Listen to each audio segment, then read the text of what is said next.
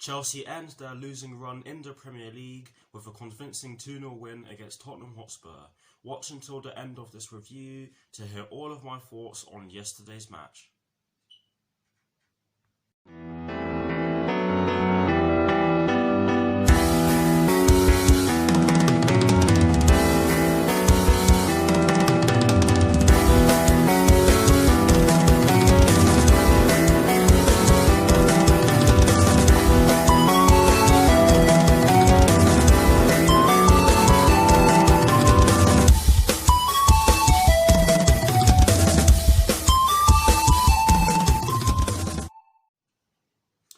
Hello people, welcome to my channel, welcome to another video. This is my review of the game which took place yesterday afternoon at White Hart Lane, yes I'll call it White Hart Lane, in the Premier League between Tottenham Hotspur and Chelsea, which Chelsea somehow ended up winning by 2-0.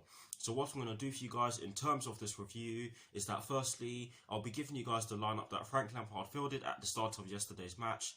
I'll then be giving you guys my thoughts on the match itself, and as always I'll be including the positives and the negatives in which I took from the match, and lastly I'll be giving you guys my thoughts on Chelsea's upcoming Premier League fixture, which will be taking place next Thursday at Stamford Bridge against Southampton, with kickoff at 3 PM UK time. So without further ado, let's get straight into this review. So kicking things off with the lineup that Frank Lampard fielded at the start of yesterday's match, and as always, starting off with the formation, it was a 3-4-3, and in terms of the personnel in which he chose to start the game, he went with Kepa in goal, he went with a back three of Antonio Rudiger, Kurt Zouma and Fikayo Tomori, he went with a midfield four including the wing-backs from right to left of Cesar Azpilicueta, N'Golo Kante, Mateo Kovacic and Marcos Alonso, and he went with a front three from right to left of Mason Mount, Tammy Abraham and Willian. So that is the lineup that Frank Lampard went with at the start of yesterday's match against Tottenham Hotspur.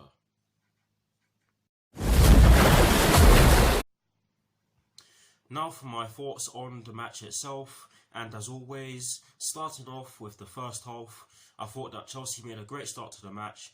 We were attacking them really well, we were defending really well, and we were moving the ball about pretty quickly, which enabled us to get into good positions with the ball. We could have scored early on in the match, and by that I mean the opening exchanges, so the first 5 minutes or so. But we got the goal in the 12th minute, I almost said 20th minute. But yes, we got the goal in the 12th minute through Willian. It was a fantastic bit of play down the left-hand side. It came from a short corner, which was taken by Willian himself. He passed it off to Mateo Kovacic. He then got into space, and then he received the ball from Mateo Kovacic, or got the ball back from Mateo Kovacic. And how the Tottenham Hotspur defenders allowed Willian to have that much space with the ball is beyond me, but I don't care. He got past Serge Aurier with ease, and he fired a beautiful curling shot into the bottom corner, which Paulo Gazzaniga had absolutely no chance of saving. It was a fantastically beautiful curling shot. Yes, I've just said fantastically beautiful because that's how good it was. But yes, I think we deserved that goal for the way we were playing in the first half up to that point. And after that goal, we just seemed to get better and better. We could have scored more, and we actually got our second goal in the 45th minute. We actually got off our second goal in the 49th minute, if you're including added time, of course. There ended up being a lot of added time because the penalty decision actually went to VAR. It was Paulo Gazzaniga who fouled Marcos Alonso inside the box. It was a definite penalty. I don't know what Paulo Gazzaniga was doing, trying to use his feet to get the ball in midair when he so easily could have used his hands or even his head. He clattered Marcos Alonso, and it was rightfully given as a penalty. I don't know why Anthony Taylor gave a free kick to Tottenham Hotspur initially. If that decision had stood, that would have been a horrible decision, because we would not have seen where the foul on Paulo Gazzaniga was, because Marcos Alonso didn't even challenge Paulo Gazzaniga. It was the other way around. But yes, we got the penalty, and it was the correct decision, and it was brilliant. It was brilliantly stuck away by Willian. He just ran up to the ball, did a little fake shot. Of course, fake shots result in yellow cards, which I find stupid. But anyways, he stuck the penalty into the bottom corner, and he made Paulo Gazzaniga dive the wrong way. And with the way we were playing in the first half, I think we thoroughly deserved our 2-0 lead, and it so easily could have been more. But let's be grateful that we actually got the 2-0 lead, because it is Tottenham Hotspur. At the end of the day, they are still a good side, and yes, we played really well yesterday, but still they are a good side. So we have to be consistent with our play. But overall in the first half, like I've just said, I think we finally deserved our 2-0 lead. We were well worthy leaders of the game at the point. We were attacking them really well. We were defending fantastically well. Tottenham really did not have too much to say for themselves in an attacking point of view. Defensively, they were all over the place. But yes, we were brilliant in the first half. Now for my thoughts on the second half. I do think that Tottenham Hotspur came out of their shell a little bit and caused us a few problems. We were giving the ball away fairly cheaply in the early exchanges of the second half, but we regained our composure. We got into our stride again, and we took control of the match from the 60th minute on up until the last minute. And we could have scored more. I don't think we had as many chances in the second half as we did in the first half, but we still created chances. And there was another decision that the referee made, and it was the Son red card. For me, a definite red card. I don't know what he was doing, extending his leg when he knew that the ball was gone.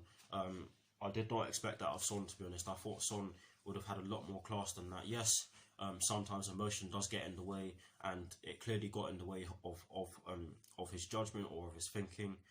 But it was a definite red card. I don't know what he was doing, planting his studs into the ribs of Antonio Rudiger. That so easily could have broken his ribs. Now I need to check for updates if he actually broke his ribs. But yes, that was a terrible challenge. What can you even call that a challenge? It was that bad. And then of course there was the racial abuse. Yes, I'll use inverted commas because we don't know everything yet. This is not me saying that he's not being racially abused, but this is just me saying that it's pathetic. I've been racially abused myself.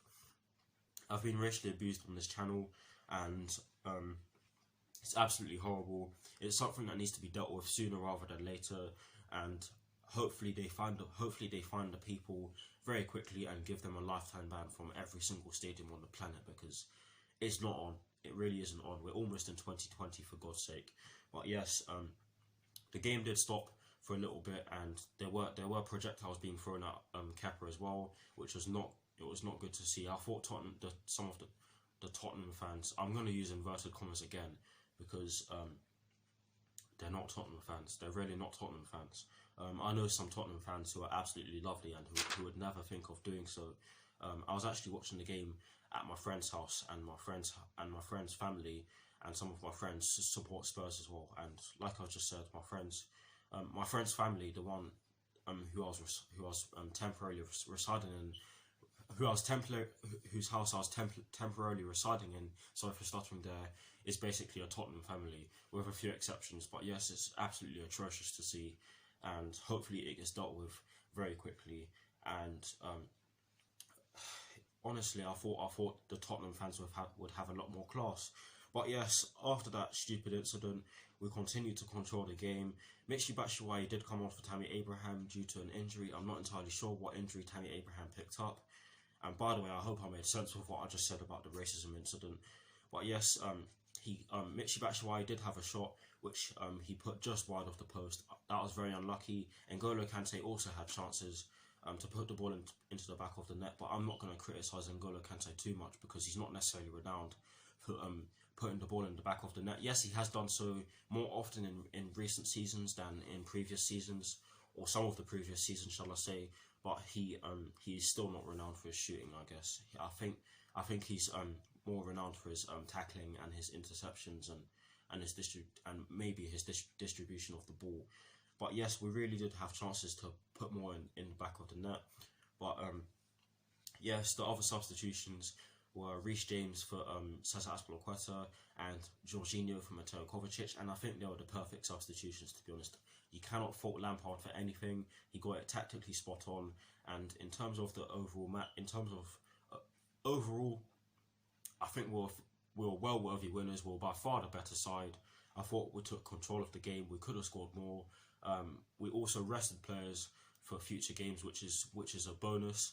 we got a clean sheet against Tottenham Hotspur, which is another bonus, because against Tottenham Hotspur away from home, we don't normally keep clean sheets, because the last time we won at their actual ground was in October 2012, and I mentioned this in my preview. But if you're excluding the factor of us playing at their actual home ground, then the last time we would have beaten them away from home was in August 2017, and that was actually my first ever YouTube video, or Chelsea YouTube video anyways. But overall, thoroughly deserved the win. We were well worthy winners. Effectively, you can say that we killed the game off in the first half, and we conserved our energy in the second half, which is again great to see because we have games coming thick and fast now. But yes, in terms of the positives and the negatives in which I took from the match, starting off with the positives, the first positive in which I took from yesterday's match, I kind of touched on this already, but I'll say it again, is that we were by far the better side on the day. Every single Chelsea player had a fantastic game. I cannot fault one player's performance yesterday. Yeah, that's all I'm going to say on that. And the second positive in which I took from yesterday's match is the great goals in which Willian scored. Two brilliant goals in which Willian scored, and it's fitting that he scored against Tottenham, the team he was actually going to sign for. I'm not going to rub that in because I'm not that sort of person. I'm one who likes to take it game by game. But yes, he scored two brilliant goals, and they ended up being the two winners for us. And yeah, those are the two positives in which I took from yesterday's match. The negative, sadly, there always has to be a negative. The negative in which I took from yesterday's match is the fact that we did not score more. Defensively, I cannot fault us. Yes, there were a few decisions that went against Tottenham Hotspur. I'm going to be objective with that, which Anthony Taylor or VAR did not look at. But yes, overall, I thought we could have scored more. But let's not be too harsh on the players in terms of the fact that we didn't score more, because it's a process. It's going to take us time to get used to each other. It's going to take us time to get used to different systems as well. Although yesterday we looked as though we were very used to the 3-4-3, and that is fantastic to see, because it shows that the players are adapting to Frank Lampard's tactical changes, which is, like I just said, great to see. But there are still players to come back, and that's exactly what I meant by that's exactly what I meant when I said that we are still going to have to get used to different systems, because the only player who is out is Ruben Loftus-Cheek. But yes, that is it for my thoughts on yesterday's match. Let me know what your thoughts on yesterday's match are in the comment section below, and as always guys, I will do my very best to respond. Now, to conclude this review, I'm going to give you guys my thoughts on Chelsea's upcoming Premier League fixture, which will be taking place on Boxing Day at Stamford Bridge against Southampton, with kickoff at 3 PM UK time. Now, to be honest, Southampton have been doing fairly well in recent weeks. They did just beat Aston Villa away from home by 3-1. I knew they'd win that game, but Aston Villa are not an easy side to beat. And on top of that, I think that if we replicate yesterday's performance against Spurs, then I certainly believe that we have a strong chance of beating the Saints. It will of course be a difficult game because the Saints are a good side. Their position in the table may not be showing it, but they are a good side. They have caused us problems before, and they did actually cause us a few problems in glimpses of our match in October, where we of course beat them by 4-1. But yes, if we replicate yesterday's performance, then we have every chance of beating Southampton, because yesterday's performance was really good. I did not expect us to beat Tottenham Hotspur like that, and I still cannot believe that the game was even played yesterday, because for me the game came really quickly, in some ways far too quickly. But yes, that is it for my thoughts on our upcoming fixture against Southampton, and that is it for this review. I still cannot believe that we beat Tottenham Hotspur, to be honest, and kept a clean sheet at their own ground. Because it's been a long time coming. But yes, thank you for watching. Like, comment and subscribe to my channel if you're new, and I'll see you all very soon for some more videos.